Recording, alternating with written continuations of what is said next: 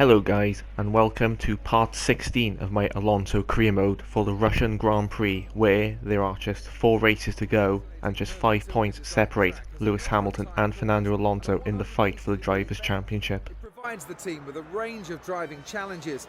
It's an impressive track, certainly from a technical point of view, but we can't call it a classic just yet. Well, drivers certainly prefer the classic tracks, but there's no denying it's a state-of-the-art circuit, which is going to be a new challenge for the drivers. It's quite technical in places, with 12 right-handers and 6 left-hand corners, and the drivers will need to get up to speed quickly to maximise their chances here. Today will have even more significance for Daniel Kvyat, getting to drive in front of his home crowd here in Russia. Absolutely, and what an impressive young talent he is.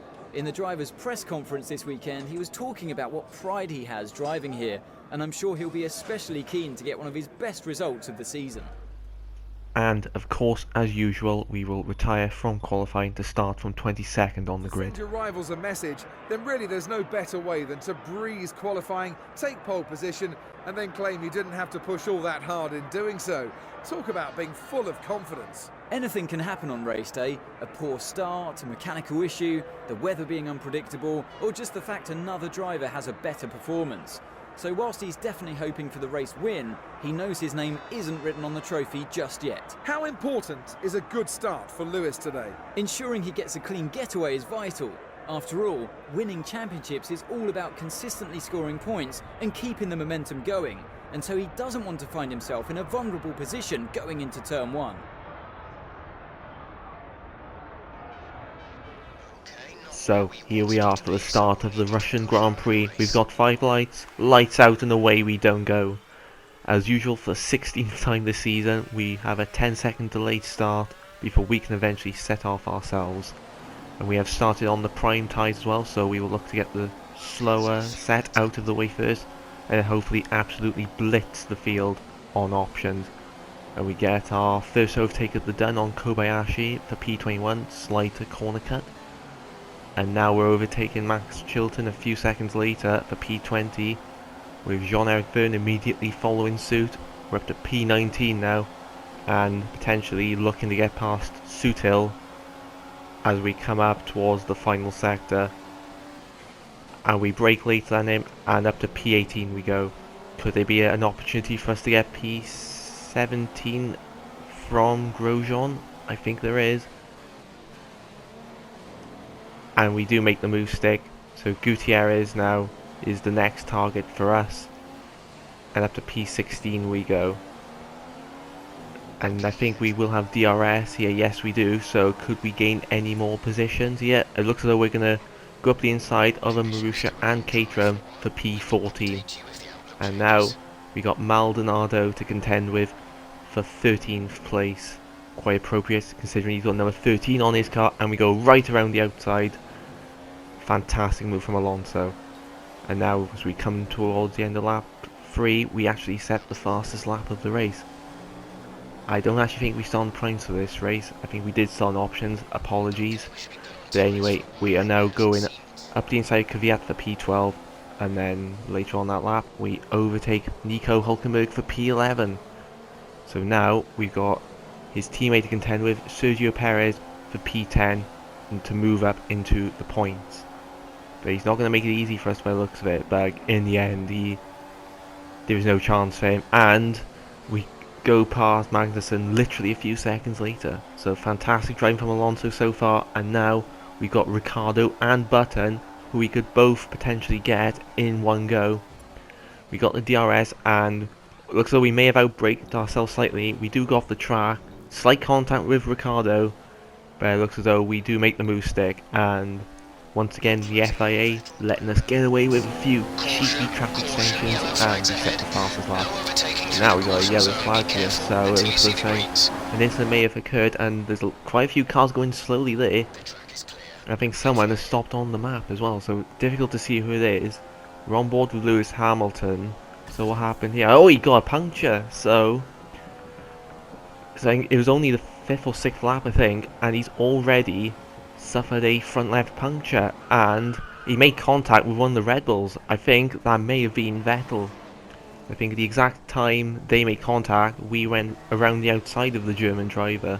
You can see now Hamilton really struggling to get going, and I think that may have been a Sauber ploughing into the back of his Mercedes. So this race has quickly turned into a bit of a disaster for the championship leader, as we are going up the inside of our teammate Kimi Raikkonen for P4.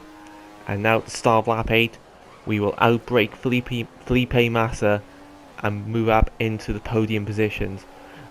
Skipping towards the end of the lap now, we've got Hamilton, who is now a lapped car, getting in the way of Bottas.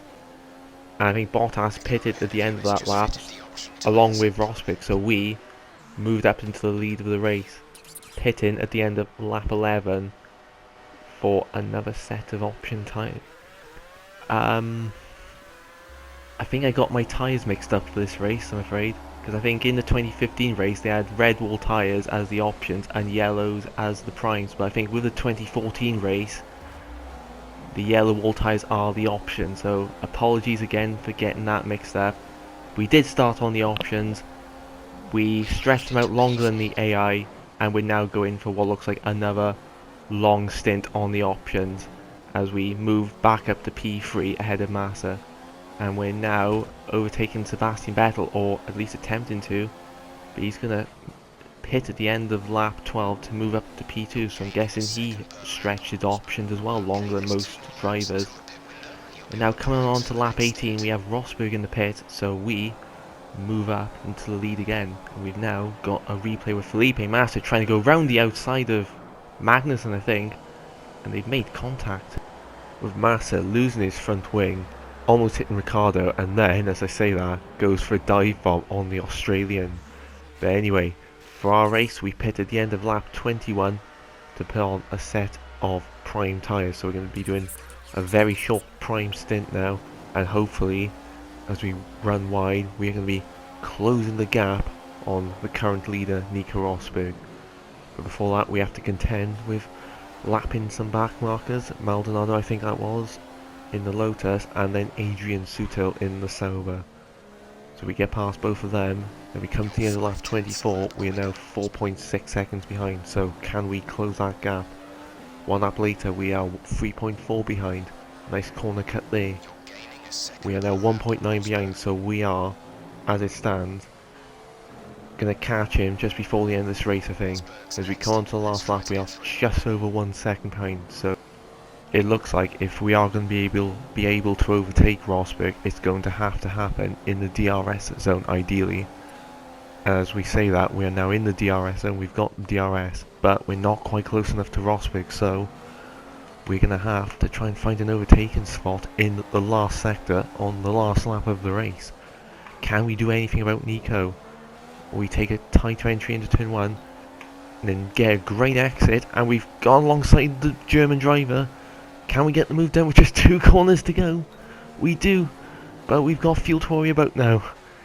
But I think we've got it, and with just 2 corners to go, we have won the Russian Grand Prix.